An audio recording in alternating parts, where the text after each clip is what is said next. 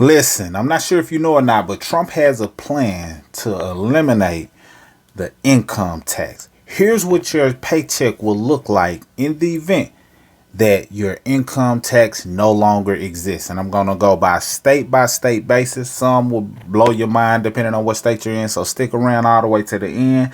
And if you need help with your taxes and you want to benefit from minimizing your tax liability, maximizing your tax refund, link in the description. So how paychecks will look in each state if Trump dropped the federal income tax.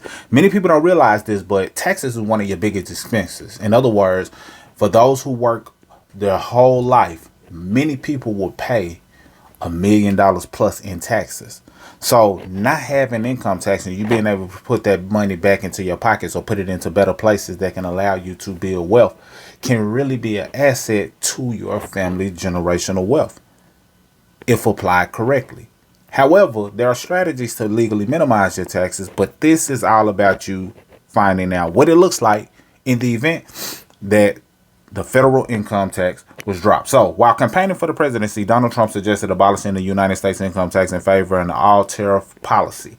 And as you see, the tariffs and the conversation of that is increasing. Despite the fact that many economists and policy experts have pushed back on the idea of as unrealistic, due primarily to the fact that tariffs on imported goods won't generate enough revenue to replace income taxes, President Trump has continued to muse on the subject. So, what does that look like?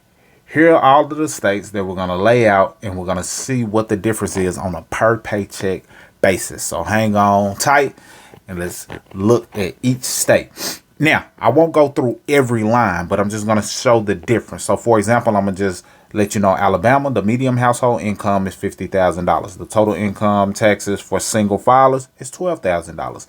State income tax for a single filer, $2,911.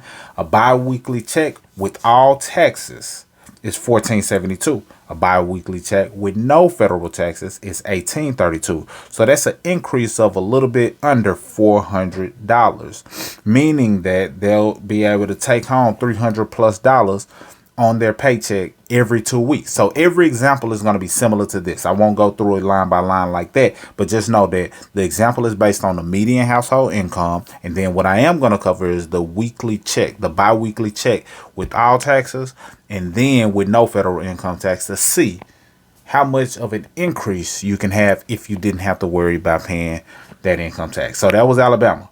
Alaska, as you can see, the bi-weekly check with all taxes, $2,300, but without the taxes, $2,986. So that's a $600 plus increase in Alaska.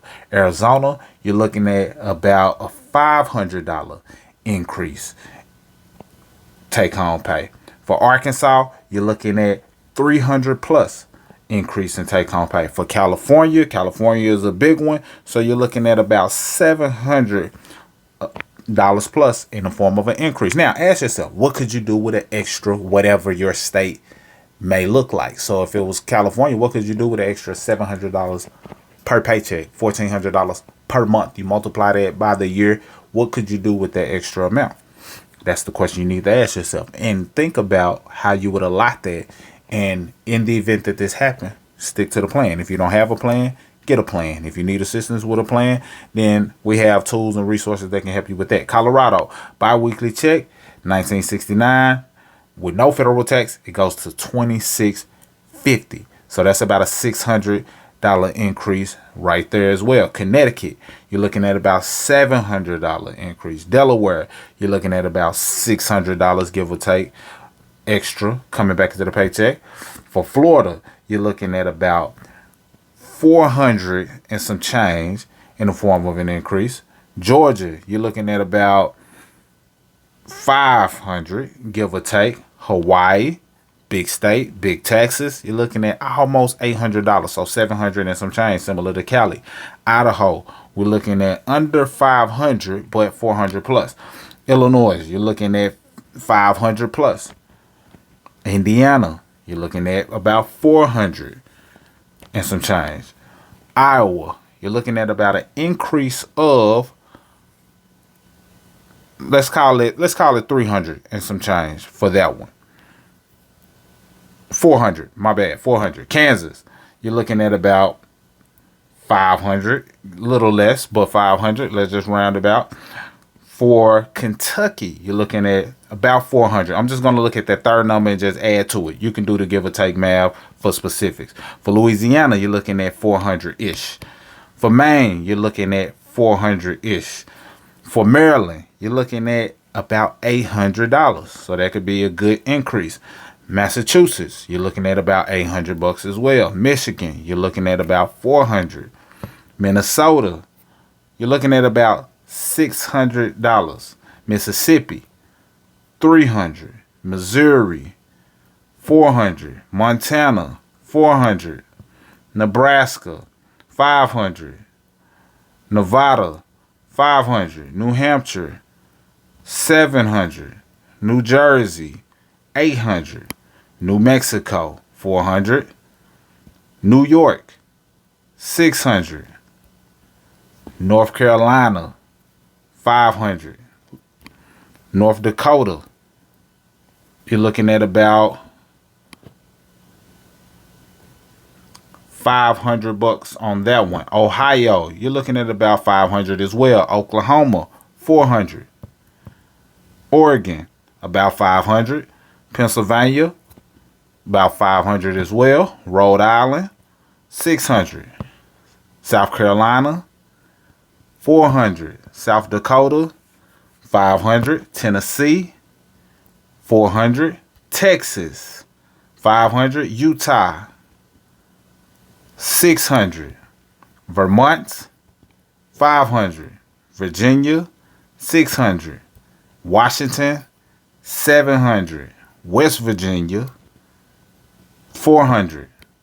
Wisconsin, 500. And Wyoming, last but certainly not least, 500. Now, this is what you can look for if the income tax goes away. But it's not just about the money that you're able to save. It's about what you do with it. So get an idea of what you would do with that money. Now, this comes from a person who's been teaching people over the years how to increase their take-home pay by getting more of their paycheck. The difference with this is if income tax goes away, you don't necessarily have to worry about figuring out how you're going to keep from having to owe taxes at the end of the year. Our strategy, known as income shifting, teaches a person how to increase their take-home pay. Once they increase their take-home pay, they can use that extra money to pay down debt, use that money to invest, use that money to have an emergency fund, use that money strategically to build wealth. But on top of that, you want to also have some type of tax deductible vehicle in the form of a business, home-based business, online business, that allows you to legally minimize your taxes by getting tax deductions. So that way, when you file taxes, since you didn't pay taxes as much throughout the year, now you got a boatload of tax deductions because you were running your business with the intent to make a profit. That intent to make a profit turned into some tax deductions. Now, when it's time to file taxes, you're not as worried about having to owe because you got so many tax deductions. That's their strategy. With this, it's no tax obligation if the income tax goes away. So it opens up another level of opportunity. What state are you in? And you let me know how you would like or dislike the federal income tax going away. That's all I got for this video. Mr. Smith signing out. Salute.